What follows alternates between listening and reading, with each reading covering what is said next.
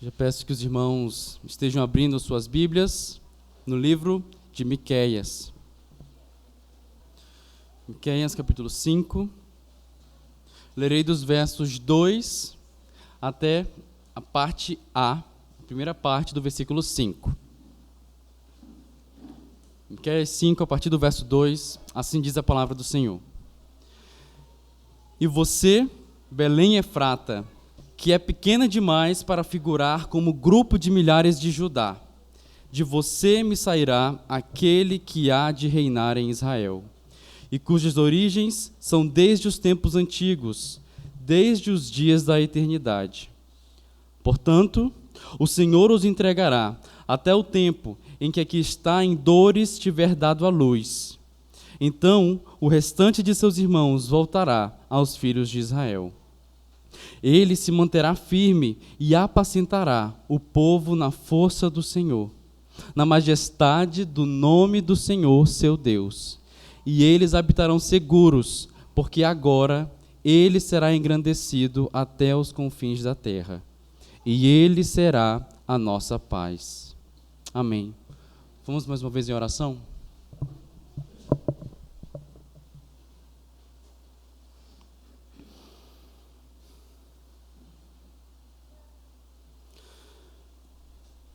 Nosso Deus, nós estamos diante da Tua palavra. A gente roga que o Senhor esteja operando por meio da pregação da Sua palavra. Ó Deus, lança fora toda surdez, todo barulho que nos impede de ouvir a Tua voz, que sejamos reconhecidos como fiéis, que observam a Tua palavra, recebem com fé e a obedecem. Senhor, que apesar de mim, de minhas limitações, o Senhor esteja operando com o Teu Santo Espírito para que o coração de cada um de nós aqui seja revigorado, seja alertado contra o pecado e santificado para a glória do Teu santo nome. Nós oramos no nome do Senhor Jesus Cristo. Amém. Amém. Meus irmãos, o texto bíblico que nós lemos trata-se de uma profecia messiânica. Uma profecia que apontava então para o Messias que viria. Uma das várias profecias messiânicas, inclusive, que nós vemos no Antigo Testamento. E esta, em especial, ela é uma das profecias do Antigo Testamento que aborda sobre o nascimento do Messias, o nascimento do Senhor Jesus Cristo. Mas antes de nós meditarmos neste texto propriamente dito, nós podemos nos perguntar: quem foi Miqueias? Que livro é esse? E Miqueias foi um profeta que viveu na cidade de Moresete. O início do seu livro vai afirmar isso, pertencente ao reino do sul. Nesse período, os reinos do norte e do sul já haviam sido divididos, já estavam divididos, e o profeta Miqueias, então, ele pregou em um período, inclusive, sendo contemporâneo ao profeta Isaías. Então, pelo menos em parte do seu ministério, ele pregou em um mesmo período que o profeta Isaías, porém em localidades distintas, em lugares diferentes. Então, eles pregaram a palavra que veio do Senhor ao povo de Israel. E, meus irmãos, dois importantes lembretes quanto ao ministério do profeta é importante nós termos em mente. O primeiro é que os profetas chamados por Deus, os profetas verdadeiros, eles não eram adivinhos. Eles não falavam as coisas, as profecias, as suas pregações, não eram de acordo com sua própria vontade ou de acordo com aquilo que eles achavam que poderia acontecer, mas sim o próprio Deus que os chamou para o ministério de profeta, instruía cada profeta, incluindo Miqueias, quanto ao conteúdo daquilo que eles deveriam pregar. Esse é o primeiro lembrete. E o segundo é que o conteúdo da mensagem do profeta, dos profetas do Antigo Testamento, em geral, eles tinham palavras que se referiam a acontecimentos em um futuro próximo, ao mesmo tempo que haviam profecias que apontavam para um futuro distante, em relação a quando ela foi pregada. Então, são dois importantes lembretes. E agora sim, pensando no conteúdo do livro de Miqueias, se nós lêssemos ele por inteiro, perceberíamos que o profeta Miqueias ele fala principalmente sobre a corrupção do povo de Israel, o pecado que habitava e se alastrava em meio ao povo, e o juízo vindouro. Então, Miqueias aponta sobre a corrupção e o juízo vindouro de Deus que estava sendo pregado e que viria sobre os reinos do norte e do sul. E Deus, inclusive, utilizaria impérios estrangeiros da Assíria e da Babilônia, justamente por conta dessa impiedade do povo de Israel. E maldade, então. E Deus, então, declara que juízo virá por conta da maldade e do pecado que está habitando e já corrompeu todo o povo. E uma passagem, inclusive, meus irmãos, que nós podemos ver, que resume bem esse contexto de Miqueias, encontra-se no capítulo 3. Os irmãos podem acompanhar comigo. O capítulo 3, versos 9 a 12. Assim está escrito. O profeta Miqueias afirmou: escutem agora isto, governantes da casa de Jacó e chefes da casa de Israel. Vocês que detestam a justiça e pervertem tudo o que é correto, que edificam Sião com sangue e Jerusalém com iniquidade. Os seus cabeças dão as sentenças por suborno. Os seus sacerdotes ensinam por interesse. E os seus profetas adivinham por dinheiro. E ainda se apoiam no Senhor, dizendo: não está o Senhor no meio de nós? Nenhum mal nos sobrevirá. Portanto, por causa de vocês, Sião, verso 12, Sião será lavrada como um campo, e Jerusalém se tornará um montão de ruínas, e o monte do templo numa colina coberta de mato. Essa passagem, capítulo 3, versos 9 a 12, é uma das passagens em que o profeta Miqueias se direciona à liderança de Israel. Por quê?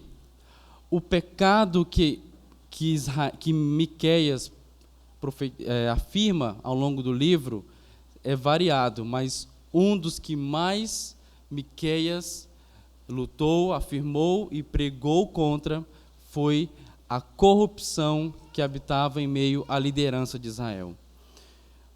Miqueias citou vários pecados. Ele citou a violência e mentira entre os habitantes, a crença de que apenas sacrifícios sem uma vida de piedade satisfariam a justiça de Deus, a idolatria, ou seja, a devoção à imagem de escultura e a ídolos, a apreensão de bens por parte dos poderosos, fazendo com que aqueles que estavam em necessidade cada vez mais sofressem, e a conivência diante de toda esta situação, a conivência com o pecado por parte dos líderes políticos, religiosos e os profetas corruptos. Então, meus irmãos, se nós lêssemos o livro de Miqueias por inteiro, perceberíamos que todo um sistema do pecado estava instaurado sobre aquela nação.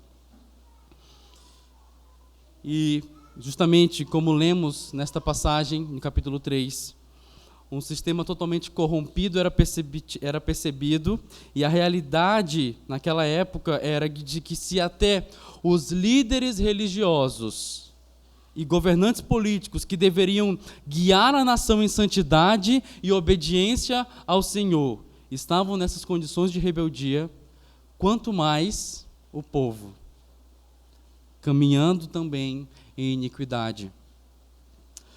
Porém, além do profeta Miqueias expor isso que já foi dito, além dele expor o pecado da nação e anunciar o justo juízo vindouro, Miqueias também trazia palavras de esperança divina. No final de cada discurso que ele fazia, ele trazia palavras de esperança. E o capítulo 5, meus irmãos, onde se encontra o trecho que nós lemos inicialmente, ele é um desses anúncios de esperança. O rei pastor chegará e restaurará seu remanescente. O rei pastor chegará e restaurará o seu povo. Então, a maneira que eu optei por caminhar com os irmãos se divide em 3 partes: a origem do rei, a esperança no rei e o governo do rei pastor. A origem do rei, a esperança do rei e o governo do rei pastor. Primeiro, então, a origem do rei. Os irmãos podem acompanhar nas suas Bíblias. O verso 2, como nós podemos ver, Deus iniciou então falando da localidade que surgiria o rei. Vamos ver novamente o verso 2.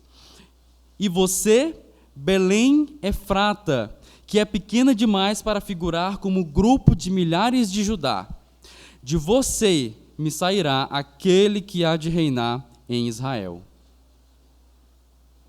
Belém Efrata, que é a mesma Belém da Judeia, era, como o profeta Miqueias afirma, uma cidade pequena, uma cidade de pequena relevância na sua região, sendo até por isso que ele vai dizer que ela era tão pequena que dificilmente poderia entrar na categoria de grupo de milhares, como se fosse uma subdivisão de Judá.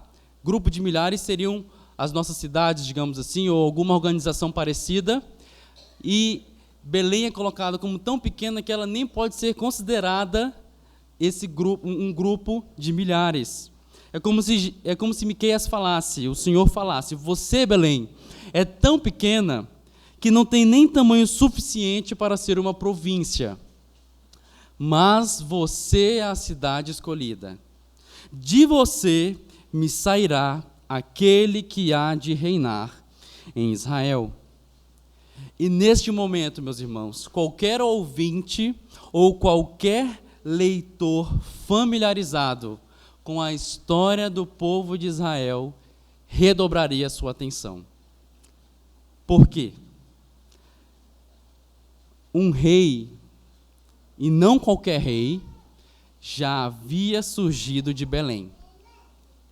1 Samuel 17:12 diz: Davi era filho daquele efrateu de Belém de Judá, cujo nome era Jessé. Davi, o rei Davi, veio de Belém Efrata. Este mesmo rei que veio de uma pequena cidade que não poderia nem ser considerado como grupo de milhares, foi o rei escolhido por Deus para guiar o povo. E este mesmo rei foi o rei que ouviu da voz de Deus: quanto a você, a sua casa e o seu reino serão firmados para sempre diante de mim. O seu trono será estabelecido para sempre. 2 Samuel 7,16. E agora então o profeta vai falar o quê? Este trono não ficará vazio. Todos nós, meus irmãos, sabemos quem é o filho de Davi.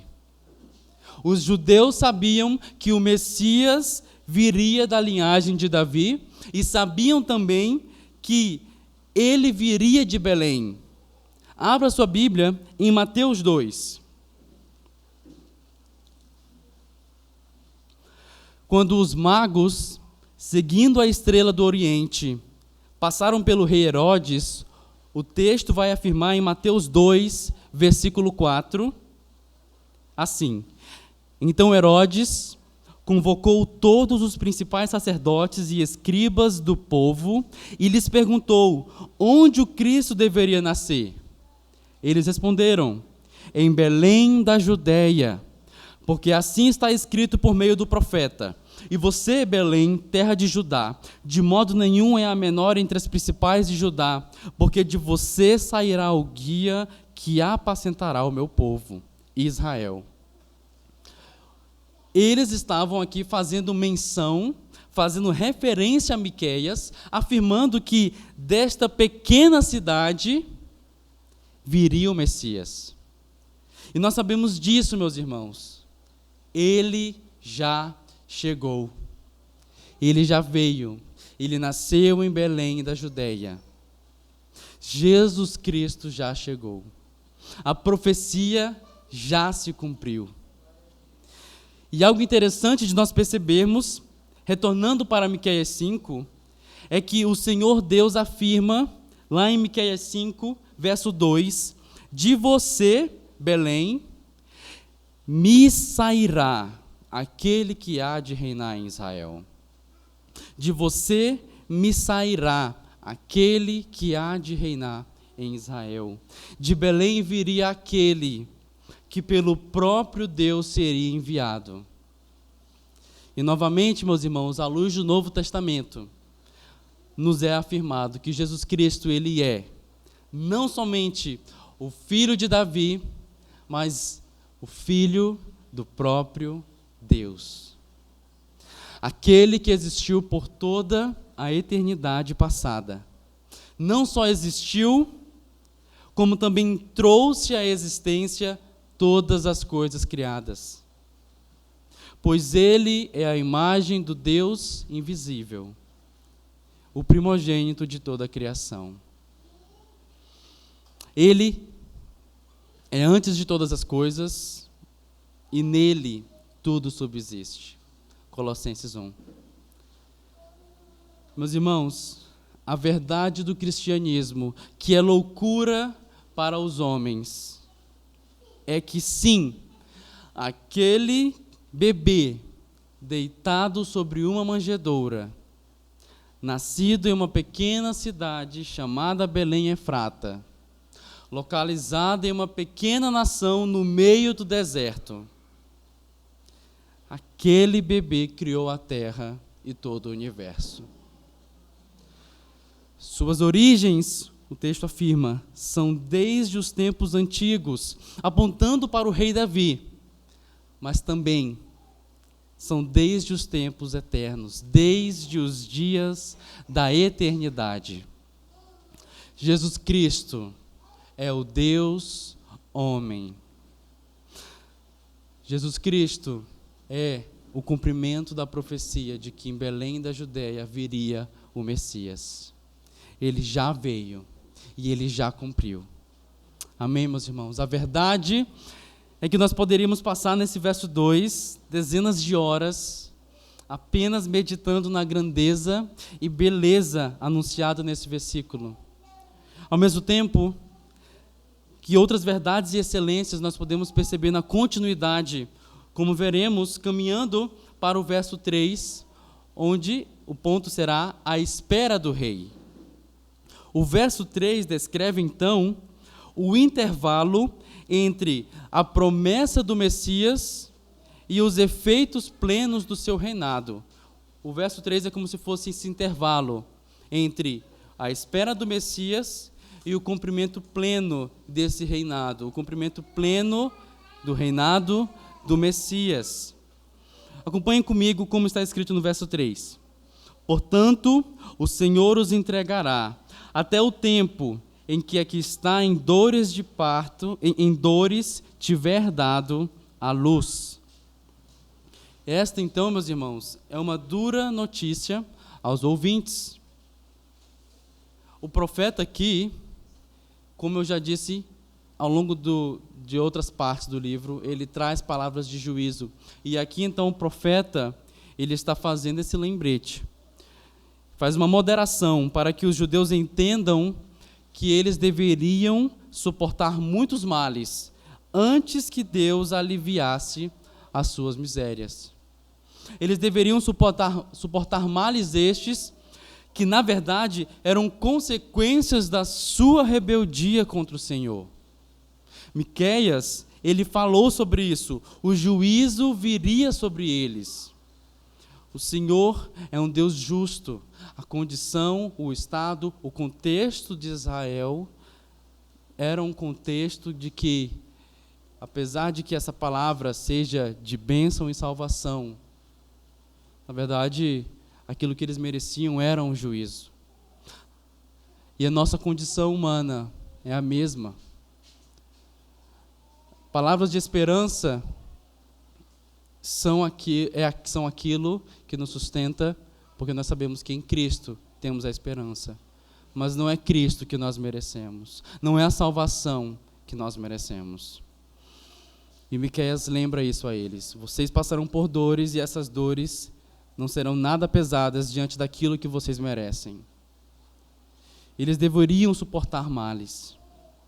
Mas mesmo assim, Deus, em sua misericórdia, traz esperança. Miqueias falou e o Senhor então permitiu. Isso se cumpriu na queda de Jerusalém e no exílio para a Babilônia, quando o povo então foi disperso, sua cidade, Jerusalém, foi destruída. Jeremias, inclusive, vai narrar esse acontecimento. Mas isso, como o verso 3 continua dizendo, é temporário, pois está escrito: até o tempo em que a que está em dores tiver dado a luz. Até o tempo, haverá um fim. E então aqui, o profeta Miqueias está fazendo uso de uma ilustração que é muito comum no período bíblico, era muito comum no período bíblico, a imagem de uma mulher em dores de parto. O profeta então afirma que o que os judeus passariam, assim como as mulheres em trabalho de parto, seria sofrimento, seriam dores. Porém, embora eles tivessem que suportar as maiores dores, ainda assim haveria uma expectativa alegre e feliz, assim como possuem as mães em dores de parto. O Senhor promete aqui, através de Miqueias, algo excelente. Ou seja, que o fim de todos os seus males seria a feliz restauração do povo. O Senhor, em sua misericórdia, ao mesmo tempo que anuncia o juízo, anuncia que haverá restauração, porque Ele é um Deus que é fiel à sua aliança. E então haveria essa alegria, da mesma maneira que uma mãe recebe, como que uma compensação, como que uma alegria após o sofrimento. Após as dores e tristezas, recebe o seu filho que nasceu. Então, essa imagem que é utilizada aqui pelo profeta Miqueias, o Senhor está apontando justamente para falar que juízo é o que vocês merecem e juízo haverá. Mas eu sou um Deus misericordioso, que sou fiel à aliança. Diferentemente de vocês, eu sou fiel à aliança e eu vou cumprir. E vocês serão o meu povo, continuarão sendo o meu povo. Portanto, o texto nos declara duas coisas. O povo, como merecia, seria fortemente afetado e que Deus, apesar de severos castigos, estaria atento à sua aliança, pois Ele reuniria um remanescente e não permitiria que o seu povo fosse totalmente destruído, como afirma o final do verso 3. O restante de seus irmãos voltará aos filhos de Israel. Essa é a promessa de que eles se tornariam. E o cumprimento dessa promessa, meus irmãos, nós podemos enxergar ele em mais de uma perspectiva. A primeira delas é na perspectiva histórica que já aconteceu quando o povo retornou do exílio babilônico. O exílio babilônico teve fim. E então, a história bíblica nos conta que, por meio da liderança de Zorobabel, Esdras e Neemias, Jerusalém foi reconstruída. Então, o povo retornou a Jerusalém e então teve a sua terra de volta. Mas a segunda perspectiva que nós temos é o cumprimento através da obra do Messias. O cumprimento pleno se encontra em Cristo. Os judeus que creram e crerem em Jesus Cristo, aqueles que crerem no Messias, assim como os gentios, os não-judeus, que crerem em Jesus Cristo, que crerem no Messias, estarão reunidos ao redor do Rei dos Reis. Estarão reunidos ao redor daquele por meio do qual recebemos a salvação. Miqueias nos ensina que após o nascimento do Messias, Deus reuniria novamente por meio do Messias, por meio do seu próprio Filho, o seu povo disperso, restaurando o remanescente fiel para a comunhão da aliança. Agora então, sob o governo do verdadeiro Rei, Jesus Cristo. O que nos leva ao governo do Rei. No verso 4, nós temos aquela, meus irmãos, que é a resposta ao anseio de todo homem, desde Adão e Eva até o bebê que está nascendo neste exato segundo. Nós temos a satisfação, a verdadeira satisfação da necessidade de todo ser humano caído. Verso 4. Ele se manterá firme e apacentará o povo na força do Senhor, na majestade do nome do Senhor, seu Deus. E eles habitarão seguros, porque agora ele será engrandecido até os confins da terra. Aqui, meus irmãos, nós temos a revelação do Rei Pastor, que não é inconstante como nós somos, não é fraco como nós somos, nem é necessitado de nada que nós possamos entregar a Ele. Jesus Cristo, meus irmãos, não é um homem fraco, sem autoridade, que se popularizou em nossa sociedade. Muitas pessoas têm conceitos de Cristo que fogem muito do verdadeiro Deus homem. Jesus Cristo não é um homem sem autoridade, não é um homem fraco. Jesus Cristo é o Deus homem, com toda a autoridade. E é justamente, meus irmãos, porque Ele tem toda a autoridade, seja para abrir o chão e mandar que nós sejamos engolidos, seja para falar ao mar com apenas uma só palavra que ele se aquiete e ele se aquieta, ou seja para curar qualquer enfermidade. Porque Ele tem essa autoridade, nós sabemos que nele nós podemos confiar e nele estamos seguros. Porque Ele é o bom pastor. Ele não é apenas o pastor, mas é o Rei Pastor, que tem toda a autoridade. Jesus Cristo, meus irmãos, somente Ele poderia pagar o preço para que pudéssemos retornar à presença de Deus como seu rebanho, porque Ele é o próprio Deus. Ele apacentou o povo, como diz o texto, Ele apacentou o povo na força do seu próprio braço, porque Ele é o Deus homem. Somente Ele teria a força para apacentar o seu povo. Nenhum homem, nenhum ser humano que se entregasse na cruz teria qualquer poder ou obra de redenção. Somente o Deus homem. Ele apacentou. E Ele mesmo diz em João 10:11, eu sou o bom pastor. O bom pastor dá a vida pelas ovelhas. E nesta mesma passagem, na continuação de João 10, ele vai afirmar, as minhas ovelhas ouvem a minha voz. Eu as conheço e elas me seguem.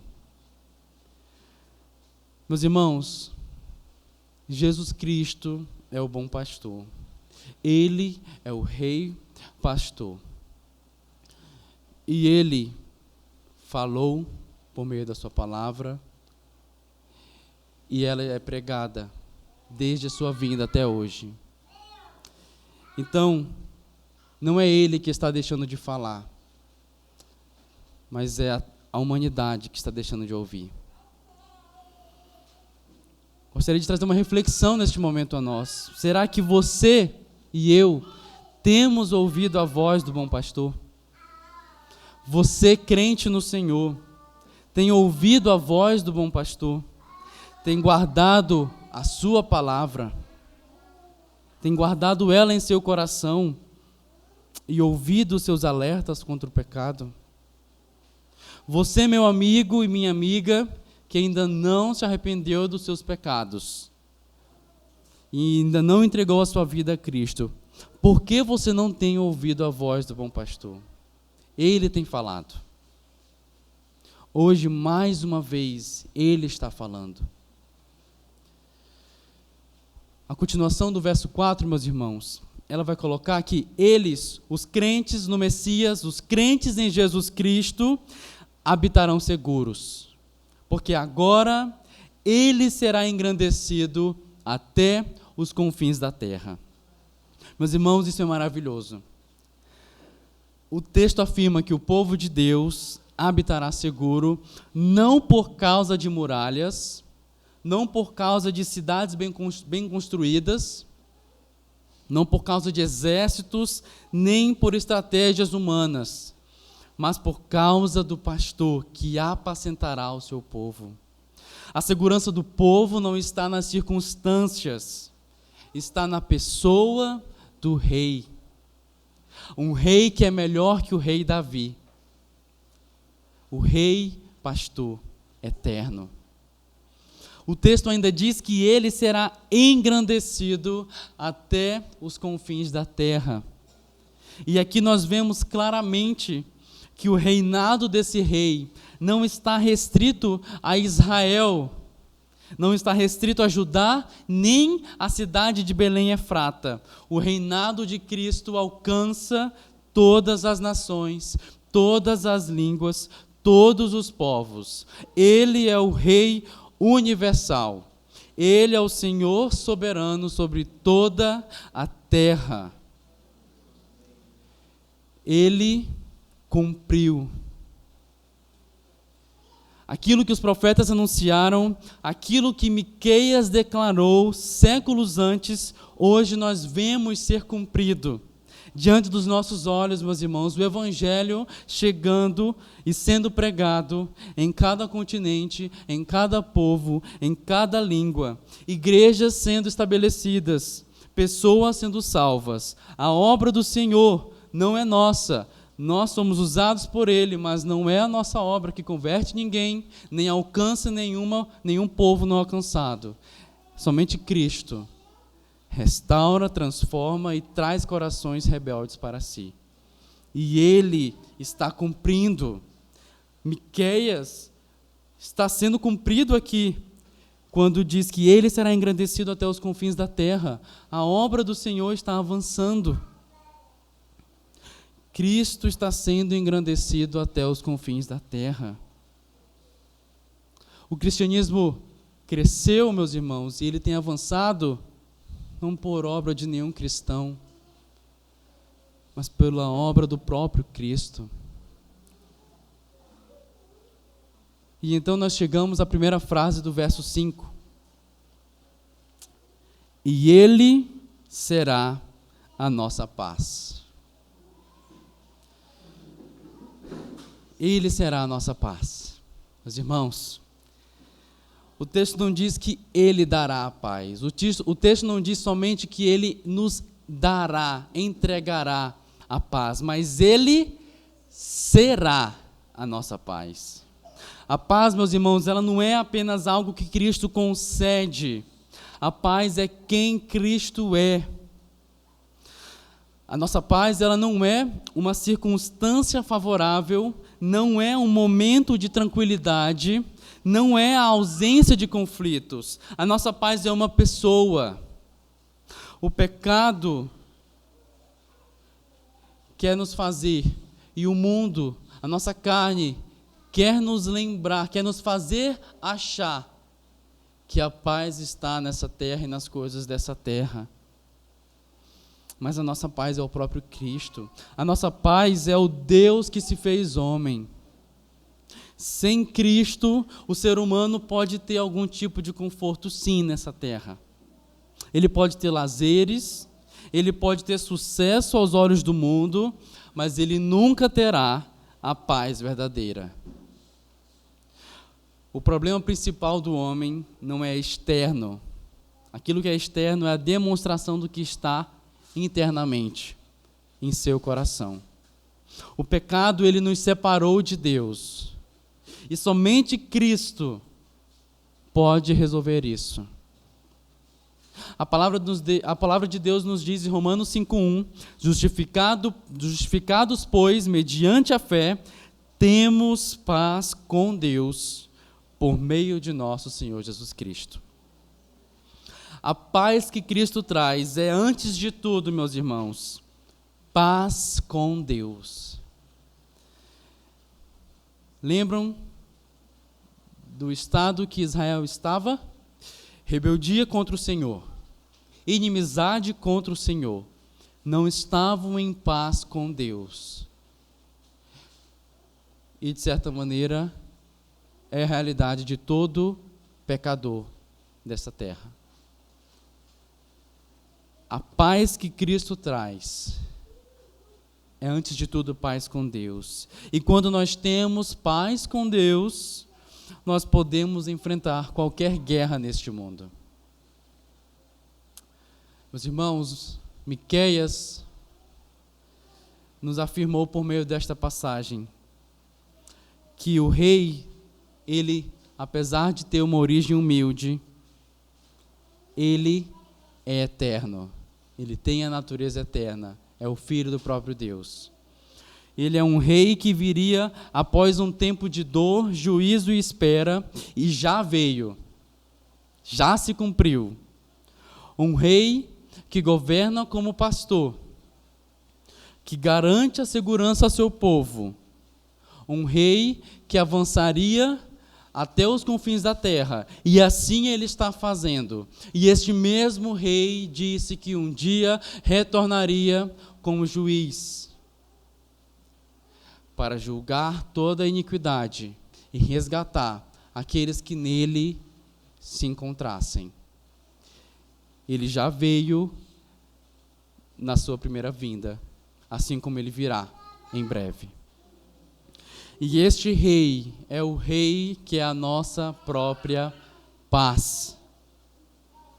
E, meus irmãos, a pergunta que inevitavelmente fica para nós é: este rei é o seu rei? Este rei é o seu rei? Você está sendo enxergado como um súdito desse rei? Ou será que você apenas fala que faz parte deste reinado? Você está debaixo do governo do rei pastor? Você já experimentou a verdadeira paz que somente Cristo pode dar? Miqueias nos lembra isto também, porque em sua palavra, na palavra de Deus, apontou para aquele que viria e já veio. E então agora refletimos diante das verdades eternas. Como estamos diante do Senhor? Estamos em paz com Deus? Meus irmãos, algumas aplicações que podemos pensar pessoalmente, a cada um de nós aqui, é que se Cristo é o rei que governa como pastor, então nós precisamos aprender a viver em obediência à sua voz. Não basta dizer que Ele é o nosso pastor. Como eu já disse, em nossa sociedade existe vários conceitos de Cristo sendo pregados, mas este não necessariamente é o rei pastor. Você tem vivido de acordo com o rei pastor?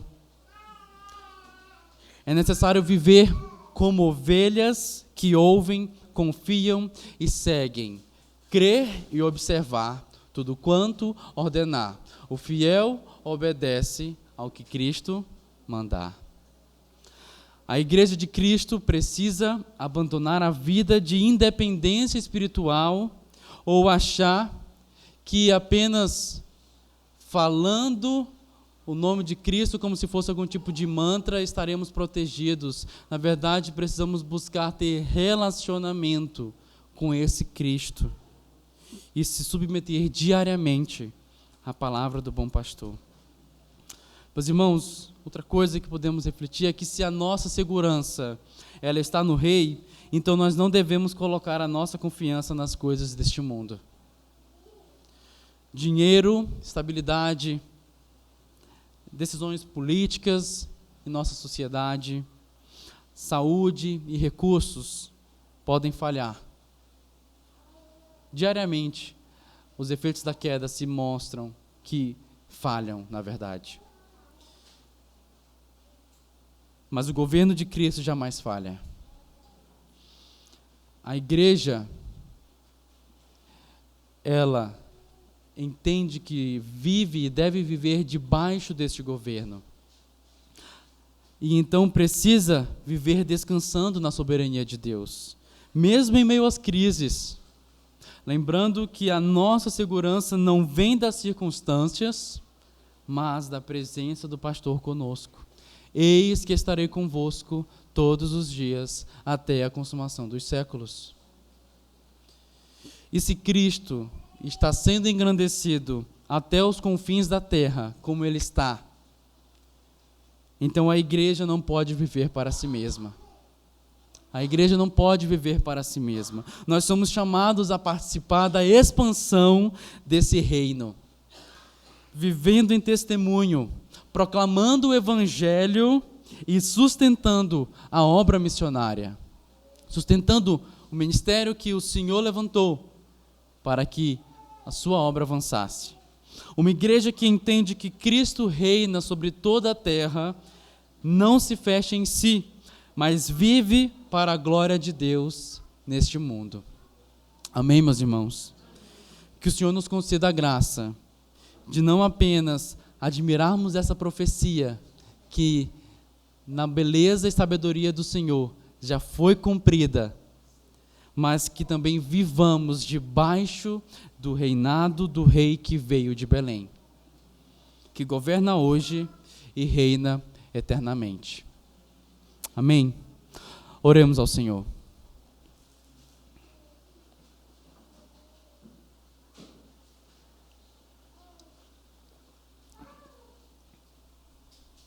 Santo Deus, a Tua palavra tem todo o poder, porque ela vem do Senhor. E o Senhor é o Deus que se manifestou a Miqueias e se revelou na pessoa de Cristo Jesus para a salvação. Ó Senhor, nossa condição não é a de merecedores, mas sim de devedores. E apesar, ó Deus, das nossas inconstâncias e falhas, o Senhor enviou aquele que nos salvaria. Ó Senhor, obrigado, porque o Senhor é fiel à sua aliança. O Senhor cumpriu e Ele já veio. E nós rogamos, Senhor, que nós, como Tua igreja, possamos de fato viver debaixo do Teu reinado, do Rei dos Reis e Senhor dos Senhores.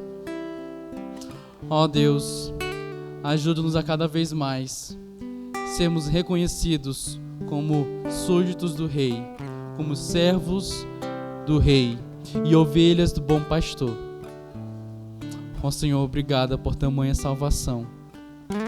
Ajuda-nos a caminhar em fidelidade à Tua palavra e a proclamar até os confins da terra.